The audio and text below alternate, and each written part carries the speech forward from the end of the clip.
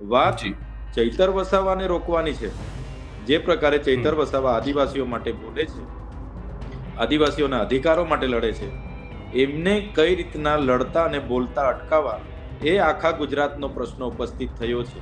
બાકી તો આ મહેશ વસાવા કે મનસુખ વસાવા એ તો અમારા અહીંના લોકો છે, એમની સાથે થોડી મારી કઈ લડાઈ હોય. હા, એમની નીતિઓ, એમની સરકારની વ્યવસ્થાઓ, એમની સામે મારી લડાઈ છે. મારે કોઈ વ્યક્તિગત કોઈની સાથે લડાઈ નથી. કાં કોઈની મસીહા બસિયા અમારે બનવું છે, એટલે મસીહાની હરીફાઈમાં અમે નથી. એ મનસુખભાઈ ને છોટુભાઈ ને ગણપતભાઈ છે, એ લોકો જ જાણે. એમને અભિનંદન. જે મસીહા બને એ લોકોની સેવામાં છેલ્લે છેલ્લે પોતાની બધી સંપત્તિઓ સમાજને દાન કરીને જાય, એવી વિનંતી. ગુજરાતમાં હવે જે સ્થાનિક સ્વરાજ્યની ચૂંટણી છે, સ્થાનિક સ્વરાજ્યની ચૂંટણીને લઈ અને તમામ પાર્ટીઓ મેદાને પણ આવી ગઈ છે, તૈયારીઓ પણ ચાલી રહી છે. ભાજપ દ્વારા પણ મિટિંગોનો દોર ચાલુ કરવામાં આવ્યો છે ને એની સાથે સાથે કોંગ્રેસ અને આમ આદમી પાર્ટી પણ એક્શન મોડમાં આવી છે. અને જો આમ આદમી પાર્ટીની વાત કરવામાં આવે અને ખાસ કરી અને ચેતર વસાવાની વાત કરવી છે, કારણ કે જે આદિવાસી વિસ્તાર છે, આદિવાસી વિસ્તારમાં ચેતર વસાવા છેલ્લા કેટલાય સમયથી મહેનત કરી રહ્યા છે અને સ્થાનિક સ્વરાજ્યની ચૂંટણીમાં આવે શું એમને એમની મહેનતનું ફળ મળશે એવું લાગી રહ્યું છે? શું આગામી સમયમાં પ્લાનિંગ હશે? આ તમામ બાબતને લઈને ચર્ચા કરીશું. ને ખાસ કરી અને જે નારાજગી જોવા મળી રહી છે પાર્ટીમાં અમુક નેતાઓની, જેમને એવી આશા હતી કે આ સ્થાનિક સ્વરાજ્યની ચૂંટણીમાં એમને કદાચ સ્થાન મળશે, તાલુકા પંચાયત, જિલ્લા પંચાયતમાં એમને નારાજ નેતાઓને પણ શું કહેવા માંગે છે એને લઈને પણ ચર્ચા કરીશું. મારી સાથે આ તમામ બાબતોને લઈ અને ચર્ચા કરવા માટે ધારાસભ્ય ચેતર વસાવા જોડાયા છે. ચેતરભાઈ, નિર્ભય ન્યૂઝમાં આપનું સ્વાગત છે. જી નમસ્તે. જી ચેતરભાઈ, સૌપ્રથમ તો સ્થાનિક સ્વરાજ્યની ચૂંટણી હવે ટૂંક સમયમાં જ આવવાની છે, જાહેરાત પણ જલ્દી જ થવાની છે. આખી બાબતને લઈને શું કહેવા માંગશો? કેટલી તૈયારી છે? તૈયારી તો અમારી પણ ચાલી રહી છે, અને જે પણ ગુજરાતમાં સ્થાનિક સ્વરાજ્યની ચૂંટણીઓ જાહેર થવાની છે, તાલુકા પંચાયત, જી જિલ્લા પંચાયત, નગરપાલિકા, મહાનગરપાલિકા, તમામ જે બેઠકો છે, તમામ બેઠકો પર આ વખતે આમ આદમી પાર્ટી પોતાના ઉમેદવારો ઊભી રાખવાની છે. અને જે વિસ્તાર હું સંભાળું છું, અંબાજીથી ઉમરગામનો વિસ્તાર, એમાં પણ તમામ બેઠકો પર અમે ખૂબ સારી રીતે લડવાના છે. અમારી પૂરેપૂરી તૈયારી છે, અને લોકોનો પણ સારો સાથ અને સહકાર મળે છે. લોકોમાં ઉત્સાહ છે. મીટિંગોમાં હોય, સભાઓમાં પણ અમારી સારી ભીડ થાય છે, અને એ ભીડને એ મતમાં પરિવર્તિત થનારી ભીડ છે. ત્યારે ચોક્કસ પરિણામો અમારા તરફે સારા આવશે એવું અમને અનુમાન પણ છે. ચેતરભાઈ, આ તો વાત થઈ સ્થાનિક સ્વરાજ્યની ચૂંટણીને લઈને તૈયારીઓની. તમે જે વિસ્તારની વાત કરી રહ્યા છો એ વિસ્તારમાં ખાસ કરી અને આદિવાસી સમાજના લોકો વધારે રહે છે, ને એનાથી પણ વિશેષ જે નેતાઓ છે એ નેતાઓનું સંગઠન ત્યાં પહેલાથી મજબૂત છે, જેમ કે ભાજપના નેતા હોય કે કોંગ્રેસના નેતા હોય. અને આમ આદમી પાર્ટીની જો વાત કરવામાં આવે તો છેલ્લા 3 વર્ષથી જ્યારથી તમે ધારાસભ્ય બન્યા છો ત્યારથી ક્યાંક ને ક્યાંક સંગઠન બનવાનું ચાલુ થયું છે અને તમામ બાબતોને લઈને ચર્ચાઓ પણ થઈ રહી છે. તમને લાગે છે કે આટલા વર્ષનું જે સંગઠન છે અને જે સંગઠન બનાવવામાં એમને મહેનત કરી છે, શું તમે એમને ટક્કર આપી શકશો? લોકશાહી છે, અને લોકશાહીમાં તમામ પાર્ટીઓ પોતાના ઉમેદવારો ઉભા રાખે છે, અને બધાને અધિકાર છે. અપક્ષના લોકો પણ લડતા હોય છે. તો જી આ લોકશાહીની પ્રક્રિયામાં આપે જોયું હશે કે હમણાં સુધી તો ગુજરાતમાં ભાજપ અને કોંગ્રેસ લડતા હતા. તાલુકા પંચાયત, જિલ્લા પંચાયતોમાં વારાફરતી 5-5 વર્ષ એમની સત્તાઓમાં આવતી, અને સત્તાઓમાં રહીને પણ બધા સાથે મળીને કામ કરતા હતા. પણ હમ પ્રશ્ન ક્યાં ઉપસ્થિત થયો કે 50 વર્ષ કોંગ્રેસનું શાસન રહ્યું, 30 વર્ષથી ભારતીય જનતા પાર્ટીનું શાસન છે, અને પછી પણ લોકોની જે અપેક્ષાઓ હતી સરકારો પર, એ નથી થઈ. હમ ત્યારે લોકો ત્રીજા વિકલ્પ તરીકે આજે આમ આદમી પાર્ટી પર જે ભરોસો મૂકી રહ્યા છે, એના પરથી એવું લાગે છે કે જે પ્રકારે વિધાનસભામાં 41 લાખ જેટલા અમને મત મળ્યા છે, 13% મત મળ્યા હમ છે અમને, તો એમાં વધારો થશે. તાલુકા જિલ્લાની ઘણી એવી જિલ્લા પંચાયતો પણ આમ આદમી પાર્ટીની બનશે, ઘણી તાલુકા પંચાયતો, ઘણી નગરપાલિકાઓ પણ આમ આદમી પાર્ટીની બનશે એવું અમને લાગી રહ્યું છે. કેમ કે લોકો ઘણા મુદ્દે, કોઈ વર્ગ એવો હમ નહીં હશે કે તમને એમાં નારાજગી ના હોય. તમામ લોકોની અપેક્ષાઓ પર ભારતીય જનતા પાર્ટી નથી ખરી ઉતરી. 162 જેટલા ધારાસભ્ય જેમને આપ્યા હોય, તો લોકો એ હમ પ્રમાણે અપેક્ષા પણ રાખતા હોય છે ને, પણ એ નથી કરી શક્યા. એટલા માટે જ આજે આમ આદમી પાર્ટી મજબૂત છે અને આમ આદમી પાર્ટીને રોકવા માટે જે પ્રકારે અવારનવાર અમારા કાર્યકરો પર, અમારા આગેવાનો પર અને અમારા જે નેતાઓ પર ખોટા કેસો કરીને જેલો કરાવવામાં આવે છે, એફઆઈઆરો કરાવવામાં આવે છે, એ જ તમને બતાવે છે કે ભાજપ કેટલી ડરે છે. આમ આદમી પાર્ટી જે જી વિકાસના મુદ્દાઓની વાત કરે, શિક્ષણની વાત કરે, આરોગ્યની વાત કરે, જે પાયાની હમ સુવિધાઓની વાત કરે, સંવિધાનિક અધિકારોની વાત કરે, સામાજિક અધિકારોની વાત કરે, તે ભારતીય જનતા પાર્ટીને ગમતું નથી કે અધિકારોની વાત કેમ, શિક્ષણની હમ વાત કેમ, આરોગ્યની વાત કેમ. બસ એમણે તો નાની નાની બાબતોમાં હિન્દુ મુસ્લિમ કરીને સત્તા પર પહોંચવું છે, સત્તાના શિખરો સર કરવા છે. ત્યારે આ વખતે આમ આદમી પાર્ટી પડકાર છે, મજબૂત તાઈથી પૂરી ગુજરાતમાં લડવાની છે અને 12,000 જેટલા અમારા ઉમેદવારો અમે ઉતારતા હોય એમાં પણ પહેલી યાદી સૌથી પહેલા આમ આદમી હમ પાર્ટી ગુજરાતમાં મુકતી હોય અને હમણાં બીજી યાદી પણ મૂકવા જઈ રહી હોય તો અમે મજબૂત છે એવું ચોક્કસપણે અમે માનીએ છીએ અને ખૂબ મજબૂતાઈથી અમે ગુજરાતમાં લડવાના છે અને જીતવાના છે. જી ચેતરભાઈ, એક પ્રશ્ન તમને તમારા વિસ્તારને લઈને કરવો છે. ખાસ કરી અને તમારી સામે જો વાત કરવામાં આવે તો મનસુખ વસાવા, ભરૂચના સાંસદ, અને એની સાથે સાથે ક્યાંક ને ક્યાંક હવે મહેશ વસાવા પણ એક પડકાર લાગી રહ્યો છે, કારણ કે તેમણે પણ કોંગ્રેસમાં જે છે કોંગ્રેસ પાર્ટી જોઈન કરી છે અને ત્યારથી જ ક્યાંક ને ક્યાંક મનસુખ વસાવા અને મહેશ વસાવા, એવું કહેવાય છે કે એવી ચર્ચાઓ પણ અનેક થઈ અને બંને ક્યાંક ને ક્યાંક એકબીજાને સમર્થન પણ કરતા હોય એવું લાગે છે. તો બંને પાર્ટી ભલે અલગ અલગ હોય, પરંતુ મનસુખ વસાવાએ એક નિવેદન આપ્યું હતું જ્યારે મહેશ વસાવાએ કોંગ્રેસ જોઈન કરી હતી અને એમણે પણ તમને લઈને જ નિવેદન આપ્યું હતું. શું લાગે છે કે આ બંને તમારા ઉપર ભારે પડી શકે છે? માત્ર મહેશ વસાવા કે મનસુખ વસાવા જ નહીં, અહીંયા તો ચૈતર જી વસાવાને હરાવવા માટે ખુદ આદિજાતિ મંત્રી નરેશભાઈ પટેલ ફરે છે, ગુજરાતના પ્રદેશ પ્રમુખ વિશ્વકર્માજી ફરે છે, એ જ પ્રકારે નાયબ મુખ્યમંત્રી હર્ષ સંઘવી અહીંયા 2 પ્રોગ્રામો કરીને ગયા, એના પહેલા મુખ્યમંત્રી કેવડીમાં અમારો ત્યાં આવીને પ્રોગ્રામ કરી ગયા અને 15મી નવેમ્બરે નરેન્દ્રભાઈ મોદી પણ અહીંયા પ્રોગ્રામો કરી ગયા. એ જ પ્રકારે કોંગ્રેસના પણ અવારનવાર પ્રોગ્રામો થાય છે. હમણાં જ એ લોકોએ ડેડિયાપાડામાં જ કોંગ્રેસની જન આક્રોશ યાત્રાની પૂર્ણાહુતિ પણ કરી. વાત જી ચૈતર વસાવાને રોકવાની છે. જે પ્રકારે ચૈતર હમ વસાવા આદિવાસીઓ માટે બોલે છે, આદિવાસીઓના અધિકારો માટે લડે છે, એમને કઈ રીતના લડતા અને બોલતા અટકાવવા, એ આખા ગુજરાતનો પ્રશ્ન ઉપસ્થિત થયો છે. ચૈતર વસાવા નાનો માણસ છે. ચૈતર વસાવાને ક્યારના આ લોકો ઉચકીને લઈ જઈને જેલમાં બંધ કરી શકે છે, પણ જે ચૈતર વસાવાની વિચારધારાથી જે યુવાનોમાં જાગૃતિ આવી છે, જે યુવાનો હવે લખતા થયા છે, બોલતા થયા છે, સવાલો કરતા થયા છે, એ ભારતીય જનતા હમ પાર્ટીને પોસાય એમ નથી. એટલા માટે આ અવારનવાર ગઈકાલે 2 મંત્રીઓ આવ્યા હતા ને અમારે ત્યાં ડેડિયાપાડામાં. જી મારે જી ડેડિયાપાડામાં આજે પણ જવા માટેની મારે પ્રતિબંધ છે, મને જવા નથી દેતા હમ એ લોકો, અને મંત્રીઓ અઠવાડિયે આવે છે. એ જ દર્શાવે છે હમ કે ચૈતરભાઈ વસાવા સહી દિશામાં આગળ વધી રહ્યા છે અને લોકોનો જે સહકાર મળી રહ્યો છે, જેનાથી ભાજપમાં બોખલાહટ છે અને જે મારા પર ખોટા કેસો અને મને જે તડીપારો કરવાના એમના પ્રયાસો છે, મને હેરાન પરેશાન જી કરવાના એમના પ્રયાસો છે, એમને તો આવનારા દિવસોમાં જનતા સમજીને લોકશાહી ઢબે એમને જવાબ આપે એવી આપના માધ્યમથી વિનંતી કરું છું. બાકી તો આ મહેશ વસાવા કે મનસુખ વસાવા એ તો અમારા એના લોકો છે, એમની સાથે થોડી મારી કઈ લડાઈ હોય. હા, એમની નીતિઓ, એમની સરકારની વ્યવસ્થાઓ, એમની સામે મારી લડાઈ છે. મારે કોઈ વ્યક્તિગત કોઈની સાથે લડાઈ નથી. હું હમ સમાજની હિતની વાત મૂકતો હોય અને એ લોકો મારી વિરોધ કરતા હોય એટલે આપણે બધાએ માનવાનું કે સમાજનો વિરોધ કરે છે, મારો વિરોધ નથી કરતા.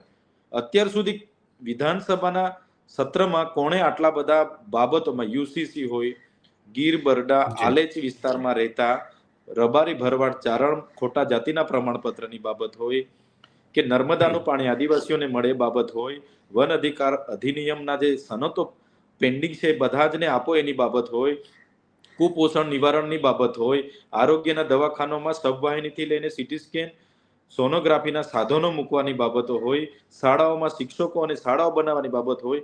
કોણ બોલે છે? આજે હું બોલું છું એમને ગમતું નથી, અમારા નેતાઓ જ અમારો હમ વિરોધ કરે છે. એટલા માટે કેમ છું, લડાઈ કોઈ અમારા નેતાઓ સાથે નથી, લડાઈ એમની હમ સિસ્ટમ સામે છે અને સિસ્ટમ સામે લડવા માટે હું એકલો કાફી નથી. હું તો નાનો માણસ છું એટલે મારે લોકોને જાગૃત કરવા પડે કે મેં કરું છું જે ભાજપને ગમતું નથી એટલા માટે અવારનવાર ખોટા કેસ કરીને મને પૂરે છે.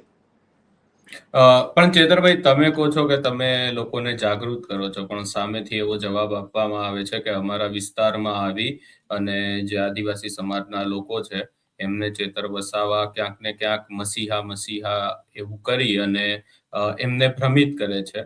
જોકે લોકો એવું કહે છે કે ચેતર વસાવા અમારા મસીહા છે, પરંતુ એ નેતાઓ એમને લઈ અને ક્યાંક ને ક્યાંક એક નિવેદન આપતા હોય છે કે ચેતર વસાવા અમારા વિસ્તારમાં આવીને લોકોને ભ્રમિત કરે છે ને આમ આદમી પાર્ટી ક્યાંક ને ક્યાંક એમનાથી કશું થવાનું નથી. એટલે આમાં એવું છે, મસીહા બસીહા તો ભાઈ અમારે બનવું નથી. બસ અમારા લોકોને કઈ રીતના આગળ લાવી શકાય એનું માધ્યમ બનવા માટેનો અમારો પ્રયાસ છે. અમે ક્યારે અમારા ભાષણોમાં અમે મસીહા છે કે અમારા લોકો ક્યારે અમને સ્ટેજ પરથી કે મસીહા બસીહા અમને કહેતા નથી. અમને એક યુવાન આદિવાસી દીકરા તરીકે બધા સ્વીકારે છે અને એમાં અમે ખુશ છે. અમને મિત્ર માને છે, ભાઈ માને છે, દીકરો માને છે, એ બહુ થઈ ગયું. અમારે કાં કોઈની મસીહા બસીહા અમારે બનવું છે. એટલે મસીહાની હરીફાઈમાં અમે નથી. એ મનસુખભાઈ ને છોટુભાઈ ને ગણપતભાઈ છે એ લોકો જાણે. એમને અભિનંદન. જે મસીહા બને એ લોકોની સેવામાં છેલ્લે છેલ્લે પોતાની બધી સંપત્તિઓ સમાજને દાન કરીને જાય એવી વિનંતી. પણ મારો પ્રયાસ એવો છે કે જો ભાજપ સરકારે આદિવાસીઓને નર્મદાનું પાણી આપી દીધું હોત, ખોટા જાતિના પ્રમાણપત્ર અત્યાર સુધી બાકી છે તે રદ કરી દીધા હોત, જો આદિવાસીના પડતર સનતો આપી દીધી હોત, આદિવાસી વિસ્તારમાં સારું શિક્ષણ, સારું આરોગ્ય આપી દીધું હોય તો આજે ચૈતર વસાવા આગળ આવવાના હતા? નહોતા આવવાના. લોકો એમની હાથે જ રહેવાના હતા. લોકો આજે વડાપ્રધાન ડેડિયાપાડામાં આવે ત્યાં 12 થી 15,000 લોકો ભેગા થાય અને એની બાજુમાં ચૈતર વસાવાનો કાર્યક્રમ નેત્રંગમાં હોય ત્યાં સ્વયંભૂ લોકો લાખોમાં આવે.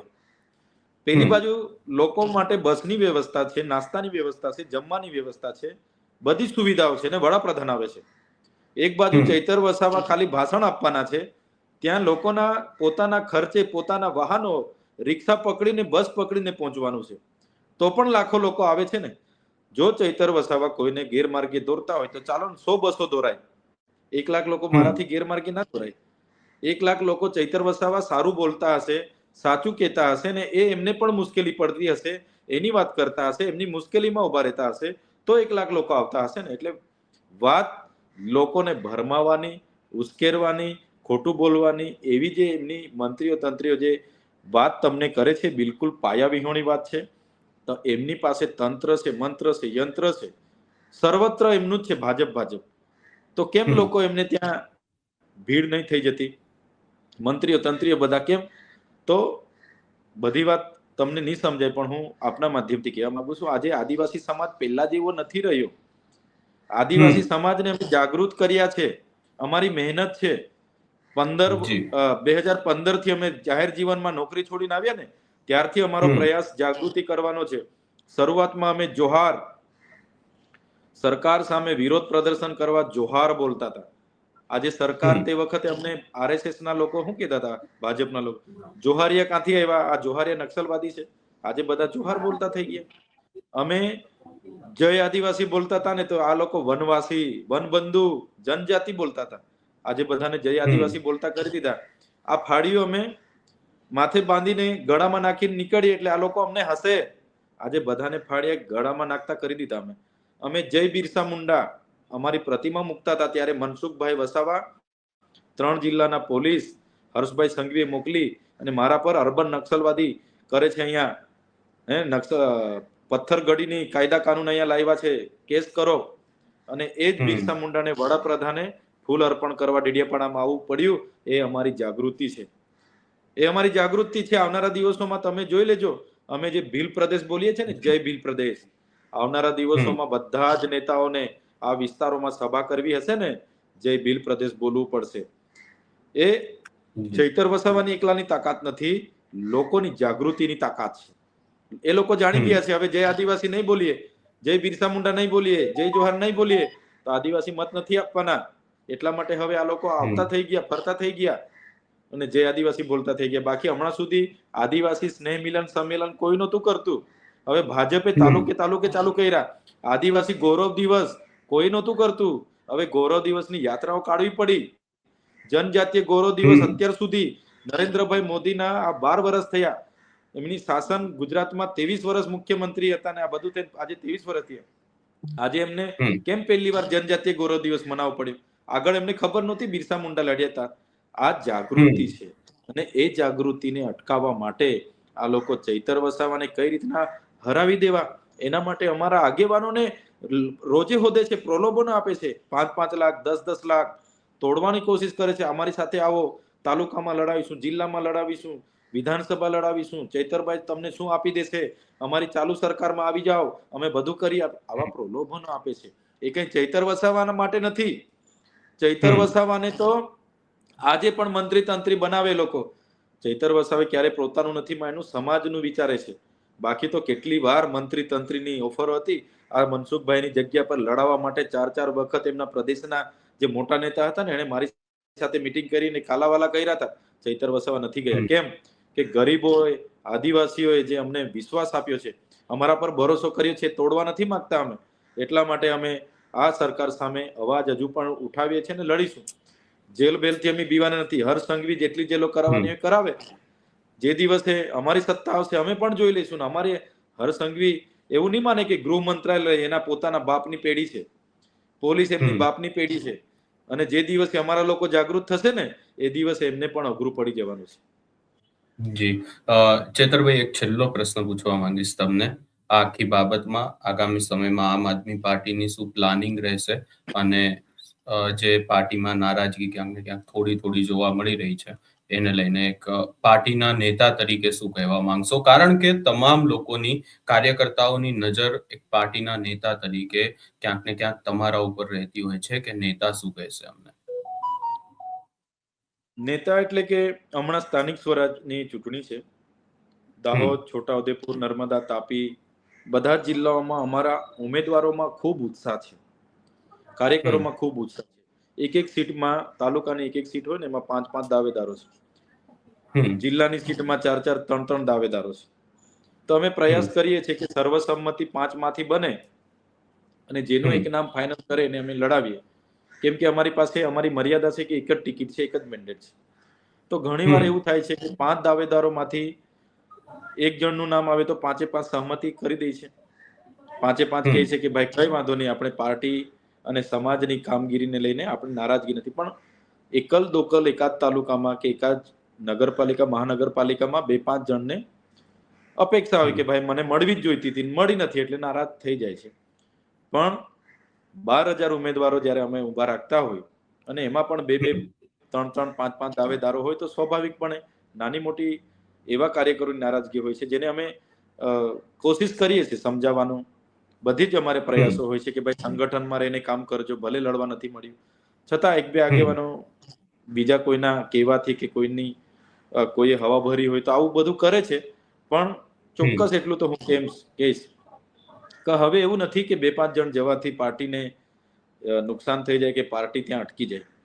હવે તો ખૂબ મોટી વિશાળ રાષ્ટ્રીય કક્ષાએ પાર્ટી આગળ વધી રહી છે ને સારી દિશામાં આગળ વધી રહી છે. ત્યારે દરેક તાલુકા, જિલ્લા અને મહાનગરપાલિકા ખૂબ મજબૂતાઈથી લડવાના છે અમે. અને મને લાગે છે આવનારા દિવસોમાં ચોક્કસ અમુક તાલુકા પંચાયતો ઘણી હશે અને અમુક જિલ્લા પંચાયતો પણ આમ આદમી પાર્ટી પોતાની પૂર્ણ બહુમતીથી બનાવશે એવો મને પૂરો ભરોસો છે. જી ચેતરભાઈ, આપ અમારી સાથે જોડાયા અને આખી બાબતને લઈ અને ચર્ચા કરી એની માટે તમારો ખૂબ ખૂબ આભાર. જી ધન્યવાદ.